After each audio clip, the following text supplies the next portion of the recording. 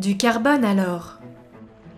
4 années au service de la performance des athlètes de l'équipe de France Voile sur la prépa olympique 2024.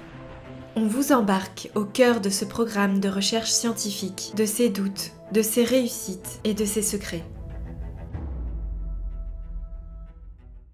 Il faut rester pragmatique. Nous, les Jeux, c'est dans 3 ans, ou dans 2 ans, ou dans 1 an, ou dans 6 mois, ou demain matin.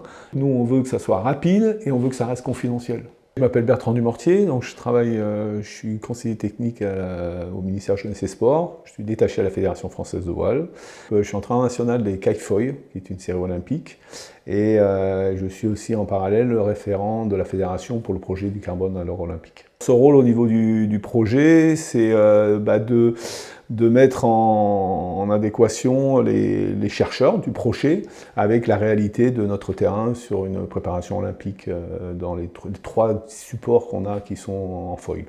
On a vu un gros intérêt, c'est que tous ces deux phénomènes aéro et hydro sont très importants en bateau, encore plus dans les bateaux à foil, parce qu'on va très vite, on est en l'air, donc on a beaucoup plus de pénétration dans l'air. Nous, notre départ, c'est d'essayer de trouver un matériel où l'athlète va aller très vite, mais c'est un rapport toujours entre aller vite et aussi un certain confort. C'est-à-dire aller vite, oui, pour essayer d'aller le plus vite possible. Par contre, c'est comment on y va. C'est vraiment que il y ait beaucoup de risques de tomber. Donc à cette vitesse-là, si on tombe, déjà on peut se faire mal. Et 2, la régate elle est finie parce que les autres ils sont partis. Il faut éviter de tomber et donc avoir quelque chose qui soit un peu en sécurité, qui s'adapte à toutes les conditions de vent. Et aussi que ça soit pas, on appelle ça énergivore, c'est-à-dire que ça soit pas trop, ça peut être pas trop de capacité physique et attentionnelle. La régate elle dure une semaine, on a des manches qui durent 8 à 12 minutes, pas très long, mais on en a plusieurs dans la journée. Donc si on a un matériel qui est trop difficile, c'est pas possible quand. Donc voilà, donc ça c'était l'objet de base qu'on a mis dans le projet. Le plus important en voile, ce qu'on dit, c'est la vitesse rend intelligent. Donc ce qu'il faut, c'est aller vite. Et donc pour aller vite, il faut avoir du bon matériel, il faut savoir s'en servir, et puis il faut avoir des capacités physiques et attentionnelles qui sont costauds. Le projet a pu aider à les aider à mieux choisir, à mieux caractériser et à choisir leur matériel à la fin. Le plus important, c'est nous ce qu'on veut, ce qu'on cherche comme entraîneur, ce qu'on veut, c'est que l'athlète, quand je vous disais, il est confiant dans son matériel, donc il croit en ses sensations.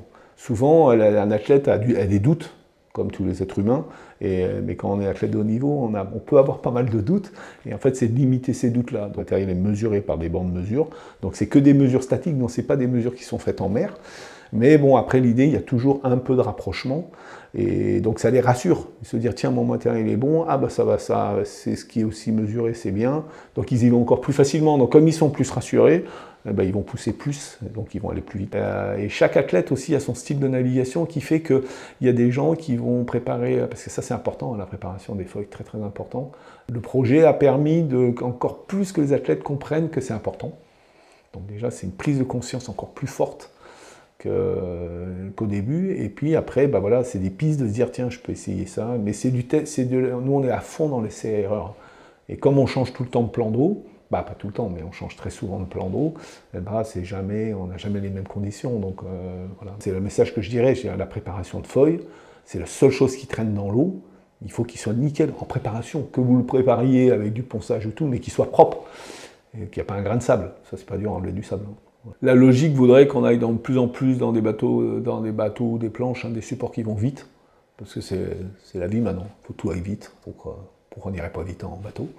Et donc je pense qu'on va aller de plus en plus sur des foils, et on voit la coupe, l'évolution des bateaux sur la coupe. Et plus on va avancer là-dedans, pour aller vite aussi, ça va devenir de plus en plus sophistiqué. Et on le voit que les athlètes, il y en a pas mal qui sont ingénieurs, etc. Et donc il faut quand même un peu réfléchir, un peu connaître pas mal de notions, tout ça. Mais la limite, c'est qu'on est quand même dans un sport à énormément d'incertitudes. Il faut s'adapter. Et quelqu'un qui est trop rationnel, c'est pas bon aussi. Si quelqu'un veut essayer de mettre toutes les cases, et même en tant qu'entraîneur, si vous essayez de mettre toutes les cases, tout dans les cases, ça se passe jamais comme on voudrait. En kite, au près, ça va être en moyenne, ils vont être à 23 nœuds. Donc ça va faire du 45 km/h, et au portant, quand ils descendent, ils vont être à 30, 35 nœuds, 70 km/h, ils peuvent attaquer des pointes à 80 km/h. Ouais. Et en planche, en accra et tout ça, ils vont être à 40, 45 km/h. Ouais. On va aller de plus en plus vite, et donc aussi, plus vite, ça veut dire plus dangereux, plus d'accidents.